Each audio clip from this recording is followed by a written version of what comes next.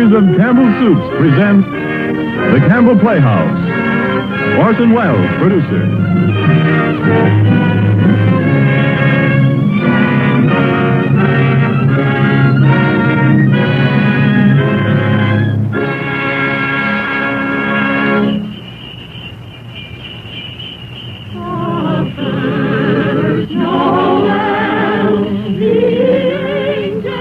Good evening. This is Orson Welles. There are clearly a number of ways in which a Christmas carol could be introduced. Myself, I am most struck by the happy fortune that enables us on this Christmas Eve to present Mr. Lionel Barrymore, the best-loved actor of our time, in the world's best-loved Christmas story, A Christmas Carol. It is the American way, as we know, to establish traditions quickly where popular instinct and sentiment pronounce them sound. And so it is that today, actually only the 5th anniversary of Mr. Lionel Barrymore's first playing of the part of Ebenezer Scrooge for the Campbell Playhouse, there is, I think, in all America nothing more eagerly awaited, more firmly rooted in the hearts of the radio family that numbers millions, than this yearly performance of A Christmas Carol. A Christmas Carol, as Charles Dickens wrote it, has by common consent long been a classic. Mr. Lionel Barrymore's appearance in it is rapidly becoming one. And now, just before A Christmas Carol, Ernest Chappell has a special Christmas greeting from the makers of Campbell Soups. Mr. Chappell. Thank you, Orson Welles.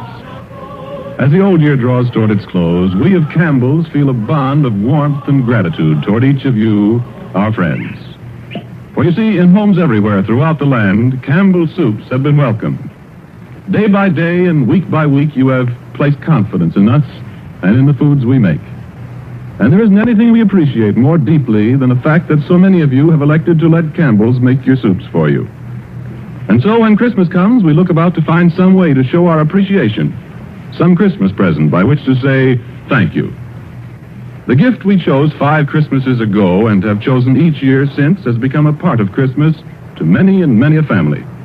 It has become a Christmas custom to gather around the radio to hear and to enjoy A Christmas Carol. And since it is Christmas Eve, we hope, too, that the younger members of the family are permitted to stay up and listen before dreams and visit of Santa. We get a great deal of pleasure planning and preparing this Christmas gift, and now it's ready. Off come the wrappings, off come the tags that say, please do not open till Christmas. Out comes the card, to you from Campbell's. And here is the gift itself.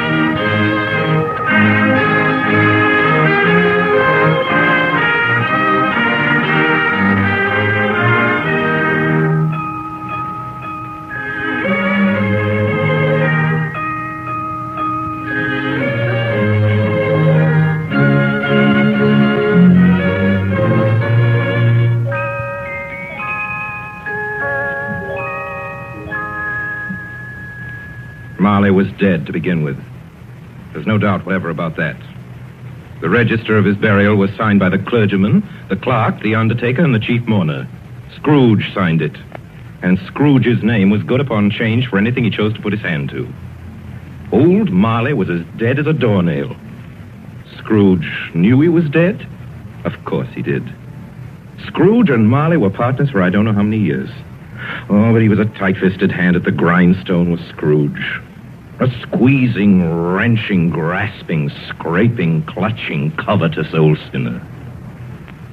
And once upon a time, of all the good days in the year, on Christmas Eve, old Scrooge sat busy in his counting house, a grim, cheerless place if ever there was one.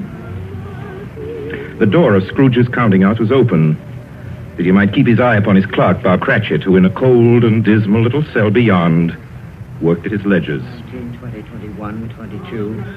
Merry gentlemen, let nothing you dismay. 23, 26, 29. Carry through. Christmas Day. 11, 13, 17, 7, carry 1. Bob Cratchit. Yes, Mr. Scrooge? Stop that infernal caterwauling. Yes, sir. 9, 15, 17, 29, carry 1. Impudence. Singing their idiotic Christmas carols at my very door. Go somewhere else and bellow your blasted carols, or I'll give you in charge. Sorry, Governor. It's an Christmas time, you know. Yes, and I don't want any of your old customs. Take your fellow fools and go away. Christmas. Blah. Right, sir. Merry Christmas anyway, sir. A Merry Christmas, Uncle. A Merry Christmas, Bob. Merry Christmas, Mr. Fred. God save you, Uncle. Humbug. Christmas a humbug, Uncle? Now, I'm sure you don't mean that. I mean just that. Exactly that. Merry Christmas. What right have you to be merry? What reason have you? You're poor enough. Well, what right have you to be dismal about Christmas, Uncle? You're rich enough. Now, Uncle, don't be cross. Well, what else can I be when I live in such a world of fools? What's Christmas to you but a time for paying bills without money? Merry Christmas. A time for finding yourself a year older and not an hour richer. If I could work my will, every idiot who goes about with Merry Christmas on his lips would be boiled with his own pudding and buried with a stake of holly through his heart. He should. Uncle? Nephew, keep your Christmas in your own way and let me keep it in mine. Keep it, but you don't keep it, Uncle. Well, let me leave it alone then. What do you want? A Christmas gift, I've no doubt. I came to wish you a Merry Christmas, Uncle. Merry Christmas. Much good may Christmas do you. Much good it ever has done you. There are many things from which I derive good by which I have not profited materially, I dare say, Uncle. Christmas among the rest. But I have always thought of Christmas time as a good time. A kind, forgiving, charitable, pleasant time. And therefore, Uncle, though it has never put a scrap of gold or silver in my pocket, I believe it has done me good and will do me good. And I say, God bless it. God bless Christmas. Hurrah! Let me hear another sound out of you there, Bob Cratchit, and you'll keep your Christmas by losing your situation. As to you, nephew, I wonder you don't go into Parliament. You talk enough nonsense. Don't be angry, Uncle. I want nothing from you. I ask nothing of you. Why can't we be friends? Good afternoon. Well, I'm sorry you feel that way. I've tried. A Merry Christmas to you, Uncle. Good afternoon. And a Happy New Year, too. Humbug. And a Merry Christmas to you, Bob, and the missus, and to Tiny Tim. Thank you, Mr. Fred.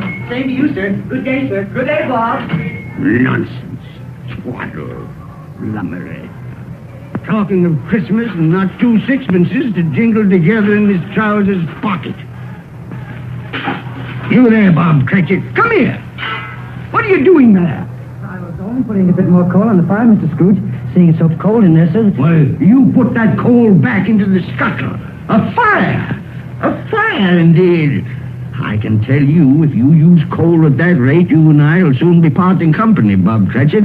You understand that? There's many a young fella like your situation, you know. Oh, I'm sorry, sir. My fingers were getting a little stiff with the cold. Then put on your mittens. There's someone at the door. See who it is. Yes, sir. Good afternoon, sir. Good afternoon. This is the firm of Scrooge and Marley. Yes, sir. I should like to see the head of the firm, if I may. Oh, very good, sir. What is it? A gentleman to see you, Mr. Scrooge. Huh? Have I the pleasure of addressing Mr. Scrooge or Mr. Marley? Marley's been dead these 7 years tonight. I'm Well, Scrooge. now, Mr. Scrooge, at this season of the year, it's only fitting that we who are more fortunate should raise a fund to buy the poor some meat and drink and means of warmth. You may not believe it, sir, but many thousands are now in want of common necessities, and hundreds of thousands are in want of the simplest comforts, sir. Are there no prisoners? There are plenty of prisons, sir. And the workhouses? They're still in operation, I trust. I wish I could say they are not, but they are, sir. The treadmill and the poor law are in full vigor then? Both very busy, sir. Oh, well, I'm very glad to hear that. I was afraid from what you said at first that something had occurred to stop them in their useful cause. No, sir, all these institutions that you mention are flourishing. But it's nevertheless true that some additional provision for the poor and the destitute must be made. A few of us upon change are endeavoring to raise such a fund, you see. And what shall I put you down for? Nothing. Oh, I see. You wish to be anonymous, sir. I wish to be let alone. I don't make merry myself at Christmas time, and I can't afford to keep a lot of idle people and make them merry. I help support the establishments that take care of the poor. They cost enough. Let those who are badly off go there. Many can't go there, sir. And many would rather die. Well, then, my advice to them is to do so and decrease the surplus population. Besides, I've only your word for it that all this is so. The truth, Mr. Scrooge. Well, so be it then. It's not my business. It's enough for a man to understand his own business and not to interfere with other people's. Mine occupies me constantly. Good afternoon, sir. I quite understand, Mr. Scrooge. Cratchit, Show this gentleman out. Yes, sir. This way, please. Sir, I couldn't help overhearing. I should like to contribute threepence. Cratchit! Yes, sir. It isn't much, but it's all I can afford. But there are others in worse situation than I am. You're a generous fellow. I wish I might say so of your employer. Cratchit! Yes, sir. Good afternoon, sir. Good afternoon. Merry Christmas. Merry Christmas. Yes, sir. Merry Christmas. Close the door. Yes, sir. I have closed it, sir. 24, 31, 1 and carry 3. A new scarlet tippet for Tiny Tim. And a comb for Martha. 33, 3 and carry 3. Hair ribbon for Belinda. 4, 7, 12, 15. I suppose you want the entire day tomorrow. If it's quite convenient, sir. It's not convenient, and it's not fair. But I suppose I can't do anything about it. If I was to stop half a crown of your wages, you'd think yourself very ill-used, I'll be bound. Well, sir, And yet you don't think me ill-used when I pay a day's wages for no work? It's only once a year, sir. Once a year. Once a year, indeed. A fine excuse for picking a man's pocket every 25th of December. But I suppose it's no good talking. You must have the whole day. Well, see that you're here all the earlier the next morning. Do you understand? Oh, I will, sir. I will, sir, indeed. Good night, sir, and Merry Christmas. Merry Christmas.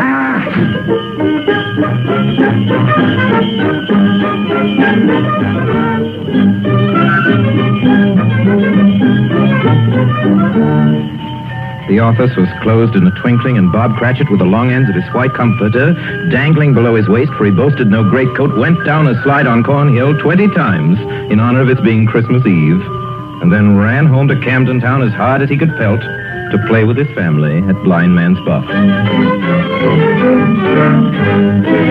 Scrooge, on the other hand, took his melancholy dinner in his usual melancholy tavern. Having read all the newspapers and spent the rest of the evening with his banker's book, went to his dismal house. Darkness is cheap, and Scrooge likes it. The yard was so dark that even Scrooge, who knew its every stone, had to grope with his hands through the fog and the frost to find the door. Scrooge walked through his rooms to see that all was right. Sitting room, bedroom, lumber room, all as they should be. Nobody under the table, nobody under the sofa. Nobody under the bed, nobody in the closet. Closed the door. Locked himself in, double locked himself in. And took off his cravat, put on his dressing gown and slippers and his nightcap, and sat down before the fire to take his gruel.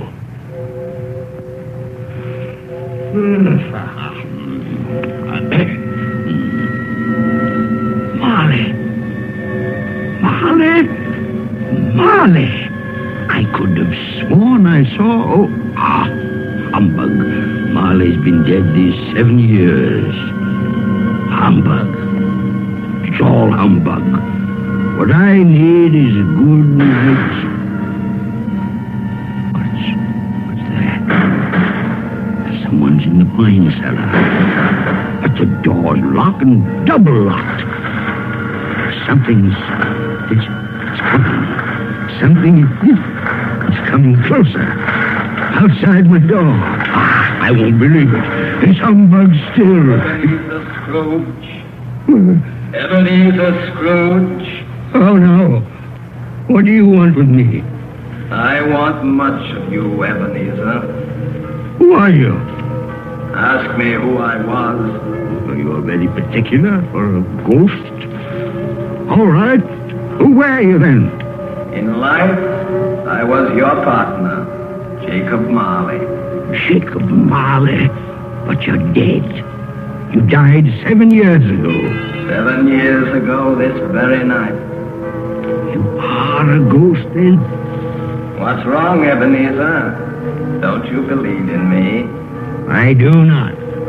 You doubt your senses, Ebenezer? Yes, because a little thing affects them. A slight disorder of the stomach makes them cheats. You can't be a ghost. You may be an undigested bit of beef, a blot of mustard, a crumb of cheese, a fragment of an underdone potato. There may be more gravy than grave about you, whatever you are. Humbug, I tell you. Humbug. Excuse me, Jacob. Excuse me. I do believe in you. You are a ghost, Jacob. Thank you. But why do you walk the earth, Jacob? Why do you come to me? It is required of every man that the spirit within him should walk abroad among his fellow men and travel far and wide to witness what it cannot share but might have shared on earth and turn to happiness. Oh, tell me, Jacob, what is that chain you wear around you? I wear the chain I forged in life. I made it link by link and yard by yard by my own free will. Is its pattern strange to you, Ebenezer?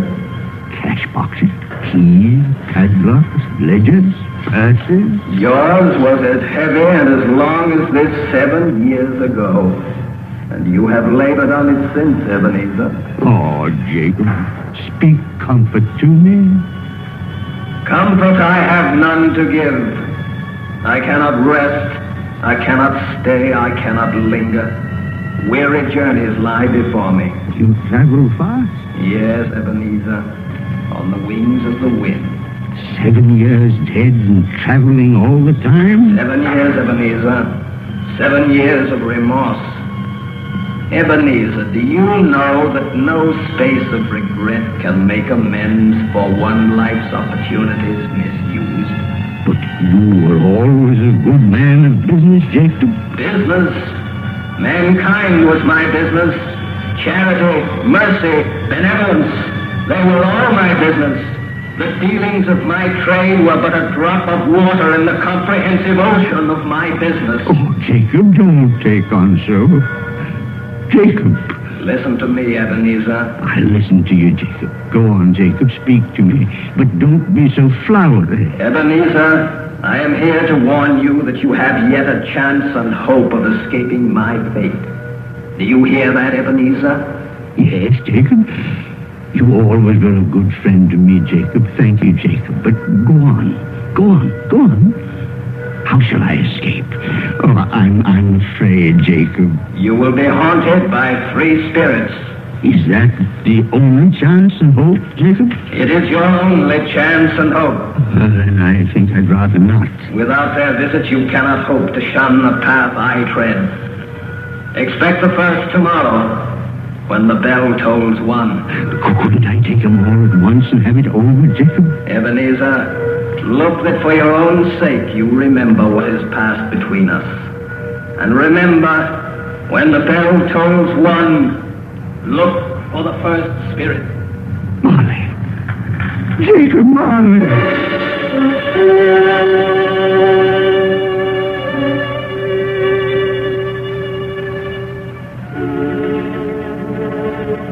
Scrooge awoke. He was lying on his bed fully dressed. Suddenly the curtains of his bed were drawn aside. Scrooge found himself face to face with the unearthly visitor who drew them. As close to it as I am now to you. And I am standing in the spirit at your elbow. It was a strange figure, like a child.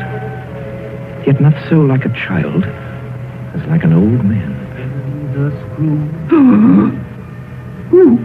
Who's that? Ebenezer Scrooge, I have come for you. You are the spirit, sir, whose coming was foretold me? I am that spirit. What are you? I am the ghost of Christmas past. Long past? No, your past. But, what do you want of me? What brings you here to haunt me? Your welfare, Ebenezer Scrooge.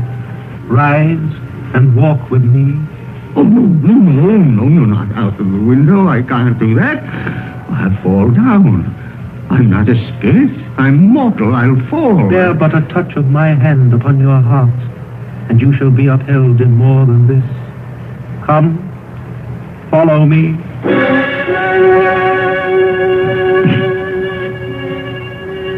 Where are we? What's become of the city? And there's snow upon the ground. Where are we? These are the shadows of the things that have been. You recognize this countryside? Oh, I know every inch of it. Every rock, every tree. And that bleak building over there? That building. I was a boy there. Yes, I went to school in that horrible place. Do you recollect that path? I could walk it blindfold. Strange you've forgotten so many years. Come, let us go closer. Look through the window into that cold, barren room. What do you see, Ebenezer Scrooge? I see a boy. A solitary child, neglected by his family, alone. Yes, I see. I know that boy. Oh, I was so lonely. Poor boy. Your lip is trembling, Scrooge. And what is that on your cheek? It's nothing at all. I wish it's too late for that now. What's the matter? Nothing. The waits came to my door singing Christmas carols last night. There was a boy like that among them. A poor, thin, pale boy in a ragged coat. I'd like to have given him something, that's all. Is that all? Come, Ebenezer Scrooge. Let us see another Christmas.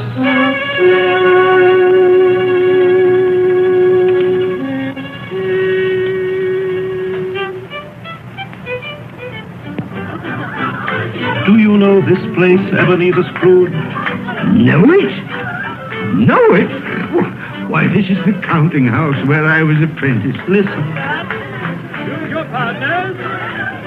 Why, it's my old master. Bless his heart, old Fezziwig. My master, alive again, and host of one of his Christmas parties. Listen to him. Red Benito, and back to your places. There's Dick Wilkins. Poor Dick. Dear, yes?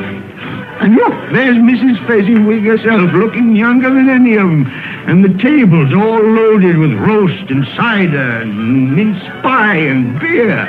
Oh, what a jolly time we used to have. That carefree young man with the light heart and the gay smile. Do you recognize him? Yes. Merciful heaven. How happy I was then. A small matter for old Fezziwig to make those silly folks so full of joy. Small matter? Small indeed. Isn't it? He has spent only a few pounds of your mortal money. Is that so much that he deserves praise? It's not that. It's not that, Spirit. Old Fezziwig has the power to make us happy or unhappy, to make our service light or heavy. His power lies in words and looks, in things so tiny it's impossible to count them up. The happiness he gives is quite as great as if it cost her... What is the matter? Nothing. Nothing at all, Spirit. Something, I think. No. Speak. No. Only, it's just that I should like to be able to say a word or two to my clerk, Bob Cratchit, just now, that's all.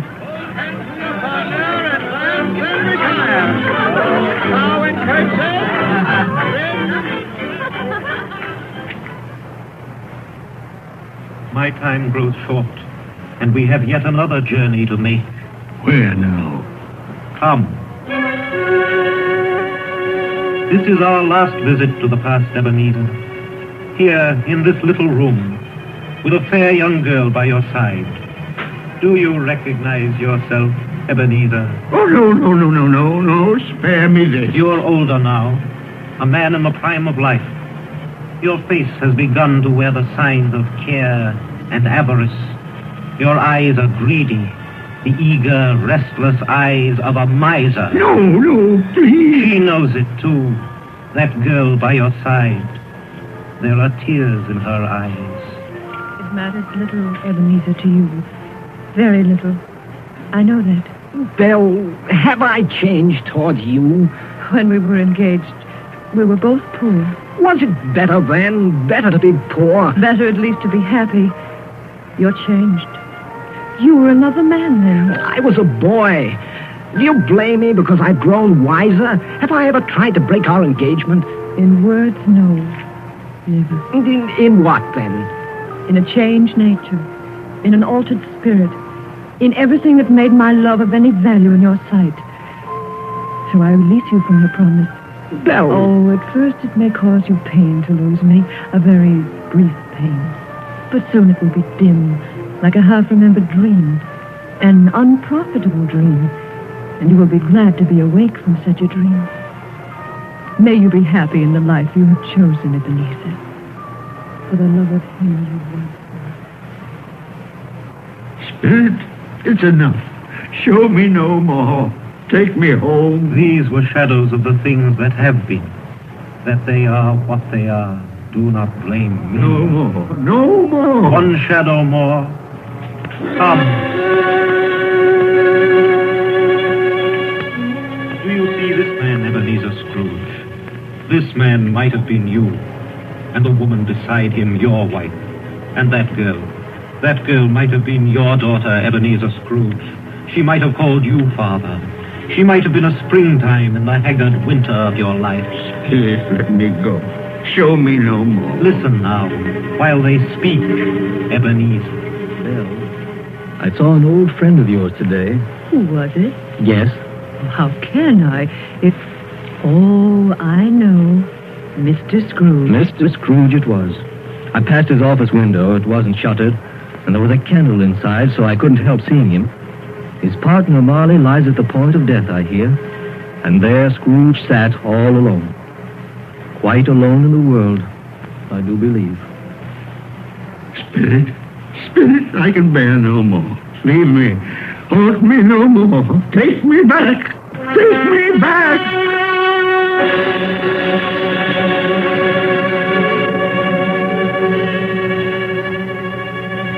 Good King Wenceslas looked out on the feast of Stephen, when the snow lay round about, deep and crisp and even, brightly shone the moon that night. You are listening to the Campbell Playhouse, bringing you tonight the 5th annual presentation of Charles Dickens' A Christmas Carol, produced by Orson Welles and starring Lionel Barrymore as Scrooge. This is the Columbia Broadcasting System. When the snow lay round about, deep and crisp and even, brightly shone the moon that night, though the frost was cruel, when a poor man came in sight, gathering winter dew. And now, back to the Campbell Playhouse and the 5th annual presentation of A Christmas Carol. A Christmas present from the makers of Campbell's Soups.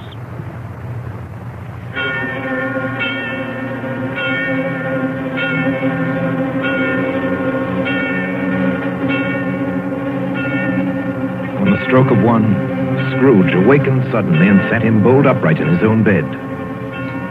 He remembered the words of Marley's ghost and wondered from which direction the second specter would appear. At that moment, nothing between a baby and a rhinoceros would have astonished him very much. Now being prepared for almost anything, he was not by any means prepared for nothing. And consequently, when no shape appeared, he was taken with a violent fit of trembling. 5 minutes, 10 minutes, quarter of an hour went by, yet nothing came. Then, as he sat in his bed, he became aware gradually of a great blaze of ruddy light that seemed to shine upon him from the adjoining room. He got up softly and shuffled in his slippers to the door. It was his own sitting room, there was no doubt about that. But it had undergone a surprising transformation. The walls and ceiling were so hung with living green that it looked a perfect grove. And there sat a jolly giant, glorious to see, who bore a glowing torch in shape not unlike Plenty's horn, and held it up, high up, to shed its light on Scrooge as he came peeping round the corner. Come in, Ebenezer Scrooge, and know me better, man. You're... I am the ghost of Christmas present. Spirit, take me where you will. Last time I went against my will and learned a lesson which is working now. If you have anything to teach me, let me profit by it. Touch my robe, Ebenezer Scrooge. Touch my robe.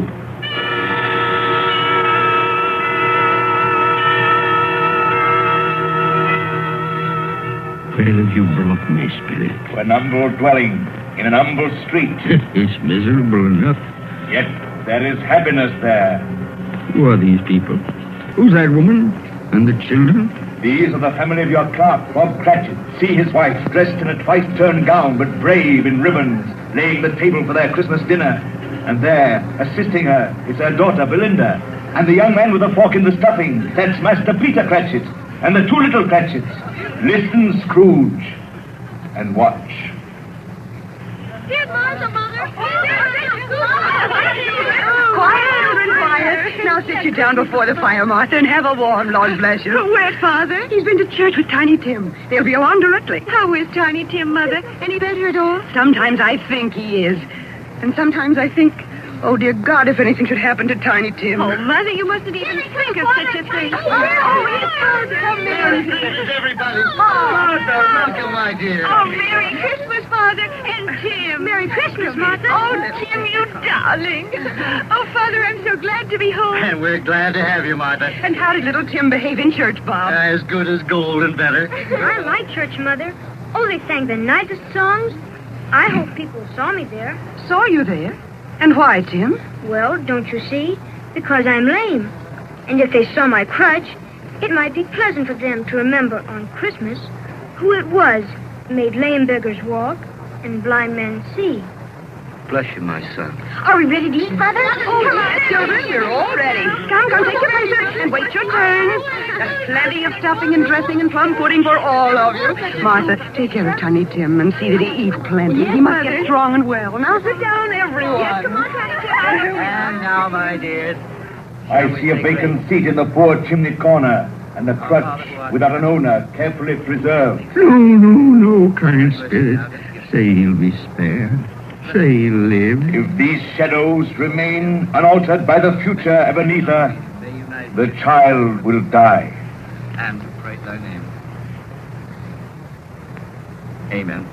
Amen. And now, my dears, with such a dinner, a toast. A Merry Christmas to us all, and God bless us. God bless us, everyone. And now to Mr. Scrooge. I'll give you a toast to Mr. Scrooge, the founder of the feast. Oh, the founder of the feast, indeed, who pays you all 15 shillings a week. I wish I had him here. I'd give him a piece of my mind to feast on, and I hope he'd have good appetite for My it. dear, the children, Christmas Day. It should be Christmas Day, I'm sure, on which one drinks the health of such an odious, stingy, unfeeling man as Mr. Scrooge. You know he is, Bob. Nobody knows it better than you, poor fellow. My dear Christmas Day. I'll drink his health for your sake and the day's, not for his. Long life to him. A Merry Christmas and a Happy New Year. He'll be very merry and very happy, I have no doubt. And I say God bless him too, Mother, and everyone. To Mr. Scrooge. Very well.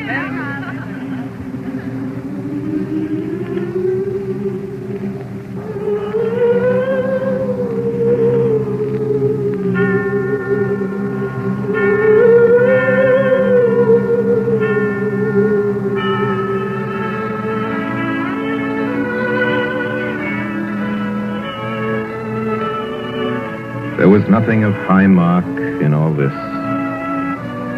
They were not a handsome family, these Cratchits. They were not well dressed. Their shoes were far from being waterproof. Their clothes were scanty and had known, very likely, the insides of a pawnbroker's. But they were happy, grateful, pleased with one another and contented with the time. And when at last they faded, Scrooge had his eye upon them, and especially on Tiny Tim until the last. Many calls Scrooge made that night with the ghost of Christmas present. Down among the miners they went who labor in the bowels of the earth, and out to sea among the sailors at their watch, dark, ghostly figures in their several stations. Much they saw and far they went, and many places they visited, but always with a happy end. The spirits stood beside sick beds, and they were cheerful. On foreign lands, and they were close at home. By poverty, and it was rich. In almshouse, hospital, and jail, where vain man in his little brief authority had not made fast the door and barred the spirit out, the spirit left his blessing.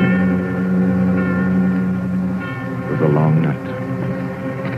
It was only a night. And it was strange, too, that while Scrooge remained unaltered in his outward form, the ghost grew older. Clearly older. My life upon this globe is very brief, Ebenezer. It ends tonight. Tonight? Tonight at midnight. Ah, the hour has come. Oh, not yet. Not yet. Now, there are still more things I wish to learn. These you will learn from still another spirit. Still another spirit, Ebenezer. Scrooge looked about him for the ghost that had vanished. But he found himself once more in his bed, in his dressing gown and his nightcap. He'd heard the clock strike. And then he remembered the prediction of old Jacob Marley, and lifting up his eyes, beheld the third spirit. A solemn phantom, shrouded in black, draped and hooded, coming towards him slowly and silently, like a mist along the ground. I know you are the ghost of Christmas yet to come. You'll show me the shadows of things that have not happened, but will happen in the time before us. Answer me, spirit, ghost of the future. Oh, I fear you more than any specter I've seen. Yet, as I know your purpose is to do me good, and as I hope to live to be another man from what I was, lead on. Lead on! The night is waning fast. Time is precious. Spirit, why have you brought me here again? Into Bob Cratchit's home? But it's not the same. Why is it so quiet? So very quiet here. Mother, please. Oh, my son. My little son. Tiny Tim. I loved him so. Mother, dear, you mustn't. It's almost time for Father to be home. Don't let him see you crying. Yes. Yes, Martha. He's late tonight. He walks slower than he used to. Yet I've known him to walk very fast indeed with Tiny Tim on his shoulder. So have I, Mother. But he was light to carry. And his father loved him so that it was no trouble. No trouble at all. Bob. Good evening, my dear. You're late, Bob. I'm sorry, my dear. I went to the churchyard today. I wish you could have gone with me. It would have done your heart good to see how sweet and green a place it is. You'll see it often. I promised him. I promised Tiny Tim we'd walk there on Sunday. Oh, Father, dear. It's God's will, Bob. I'm trying to understand it, my dear. My son. My little son, Tiny Tim. And I loved him so. Oh, that's cruel. Cruel. Spirit, can't you give me one ray of hope that I may change all that? That Tiny Tim may live?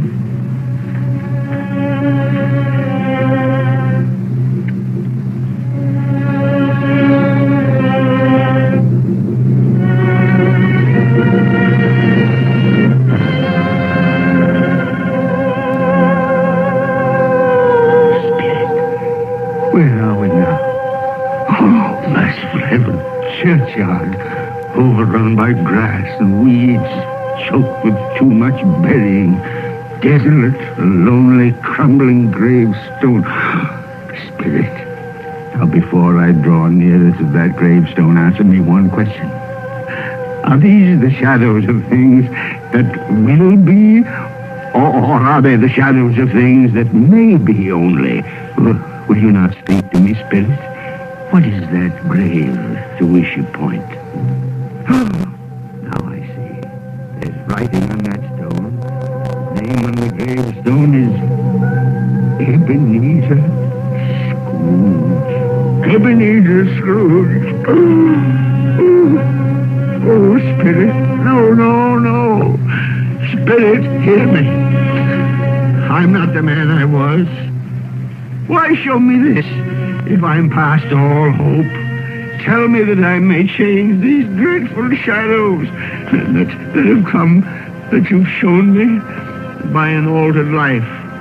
I'll honor Christmas in my heart, and I'll try and keep it all the year. I'll live in the past, the present, and the future. I will not shut out the lessons that they teach. Tell me, do, Spirit, please tell me that I can sponge away the writing on that stone, Spirit. I beg of you, Spirit, Spirit.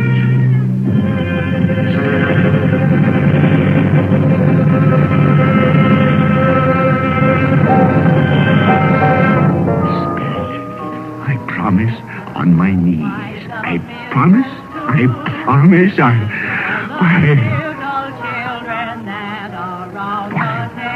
What's this? It's my bedpost. I'm home. In my own bed. In my own room. And the sun. The sunshine. It's clear. It's bright. No fog. Oh, what a beautiful day. Glorious. Glorious. Boy. Oh, boy. Yes, sir?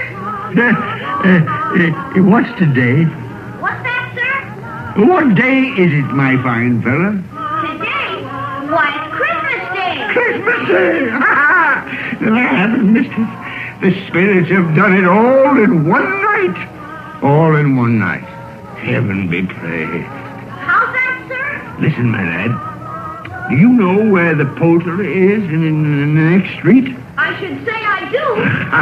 An intelligent boy. A remarkable boy. Tell me, do you know if they've sold the prize turkey that was hanging in the window? The one as big as me? What a delightful boy. It's a pleasure to talk to you. Yes, my buck? It's hanging there now, sir. Oh, that's wonderful. Now go around, will you, and tell him to send it to Bob Cratchit and his family on Broad Street. And mind you, they're not to know who paid for it. Now, hurry along, my lad. And here's $0.50 for your trouble. Yes, sir. Yes, sir. And a Merry Christmas. And a Merry Christmas to you, too, my boy. Oh, I don't know what to do.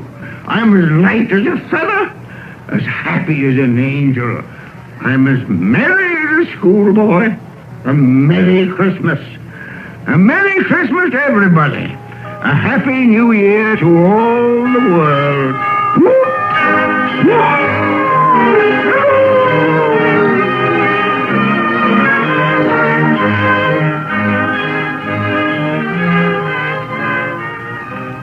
Next morning, Scrooge was early at his office. He went early for a reason. If he could only be there first and catch Bob Cratchit coming late. That was the thing he'd set his heart upon. And he did it. Yes, he did. The clock had struck 9. No Bob. 1:15. No Bob. Scrooge sat with his door wide open that he might see him come in. And at last he came. His hat was off before he opened the door. His comforter, too. He was on his stool in a jiffy, driving away with his pen, as if he were trying to overtake 9 o'clock. 8 and 17 and 15, carry the 1, 24, carry the 2, 31, carry the 4, 8 and 6 and 14, carry the 8. Hello, you, Cratchit. Yes, sir. Step this way, Cratchit, if you please. Cratchit, what do you mean by coming in at this time of day? Oh, I'm very sorry, sir. I'm behind my time. You are? You are? Yes, I think you are. Oh, it's only once a year, Mr. Scrooge. It shall not be repeated. I was making rather merry yesterday, sir. I'll tell you what, my friend. I'll not stand this sort of thing any longer. And therefore, Bob Cratchit, I'm about to raise your salary. Mr. Scrooge, are you quite yourself, sir? No, thank heaven I'm not quite myself. Merry Christmas, Bob. Merry Christmas, my good fella. A merrier Christmas than I've given you in many a year. I'll raise your salary, and we'll see what we can do for Tiny Tim and the rest of your family. We'll discuss it this very afternoon over a Christmas bowl of smoking bishop. Bob, make up the fire. Make it up and buy another coal scuttle before you dot another I.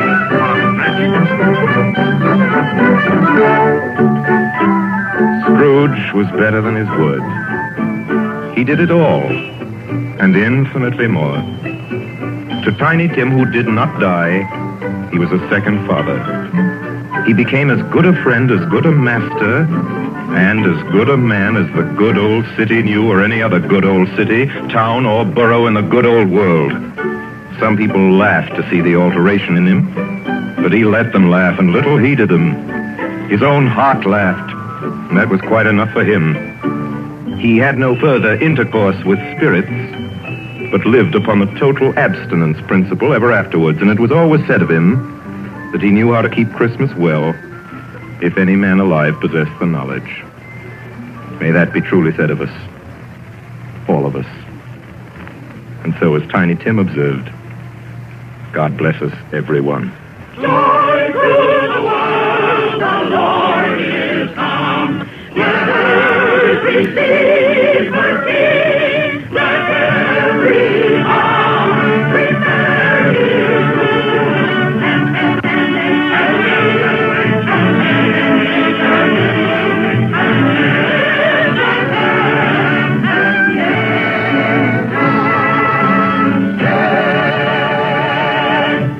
You have just heard our annual presentation of Charles Dickens' A Christmas Carol, starring Lionel Barrymore, brought to you by the makers of Campbell Soups. And now here is Orson Welles. At this point in the program, ladies and gentlemen, it is my custom, as you know, to present to you with a few words of introduction our guest of the evening. With your consent, I shall dispense with this tonight. To introduce tonight's guest to the Campbell Playhouse audience or to any other American audience is an extravagant and superfluous procedure. For if ever an actor has won for himself a lasting place in the hearts of his fellow countrymen through years of unsparing and inspiring service, that actor is Lionel Barrymore. Mr. Lionel Barrymore. Thank you, Orson Welles. Good evening, ladies and gentlemen. This is the fourth year I've had the pleasure of appearing in the Christmas Carol here on the Campbell Playhouse. And I assure you all it's a pleasure that never tires. As long as I can remember, this has been one of my favorite stories. When we were children, it was read to us regularly this time of year, as it is to millions of children right now. And like many of them, I'm sure, the three of us, Ethel, Jack, and I, with the aid of a sheet and some old ironware, made a play of it. As I remember, we had 3 Scrooges in that production. Mr. Barrymore, who played Tiny Tim? I think we had 3 Tiny Tims, too. But seriously, I can think of no part that I've enjoyed playing again and again as much as I have the part of that squeezing, wrenching, grasping, scraping, clutching, covetous old sinner, Ebenezer Scrooge. And I can think of no happier or more suitable choice for the makers of Campbell Soups to offer the people of America as their Christmas present each year than Charles Dickens' well-beloved story, Christmas Carol. Good night, Orson. Good night, everybody. And a Merry, Merry Christmas to you all. Good night, Mr. Barrymore. Merry Christmas to you, sir. Ladies and gentlemen, for next Sunday night, we're happy to announce our version of a great and truly American story by a great American novelist, Come and Get It, by Edna Ferber. Against a background of the mighty forests of Miss Ferber's own Wisconsin, it tells a stirring tale of the men and women who live and die in the woods in order that lumber may come down the rivers every spring into the cities of the modern world. Like so many of Miss Ferber's epic romances of American life, it was made from a best-selling novel into a highly successful motion picture. Now we bring it to you on the air. The story of a man and his son and the girl they both loved, Lotta, played for us by one of the loveliest and most accomplished of Hollywood's younger dramatic actresses, Miss Frances D. And so until next week, until Come and Get It with Frances D., my sponsors, the makers of Campbell Soups, and all of us on the Campbell Playhouse remain, as always, obediently yours. But just a minute, Benny, ladies and gentlemen, it's the night before Christmas. And all through the Campbell Playhouse, not a creature is stirring that doesn't join Lionel Barrymore in wishing you a Merry, Merry Christmas. This goes for all of us, from my sponsor, from myself, from all of us, from Don McBain, who runs the machinery in the control room, to Miss Helgren, who types the Campbell Playhouse scripts. A Merry Christmas from Benny Herman and his band of Merry Melodians. Merry Christmas. you get the idea. From Max Sayre's choruses. From Harry Esman and his crew of sound effects technicians. Thank you. And from Orson Welles and his considerable aggregation of dramatic talent, which includes, among others, Mr. Frank Reddick, Miss Georgia Backus, Miss B. Benaderet, Mr. Ray Collins, Mr. Everett Sloan, Mr. George Coulouris, Edgar Barry, Erskine Sanford, Tommy Lane, William Allen, Betty Lou Walters, Eric Burtis, and, of course, myself and George Spelvin. A Merry Christmas. How about it, ladies and gentlemen? Merry Christmas! And finally, as Tiny Tim says... God bless us, everyone.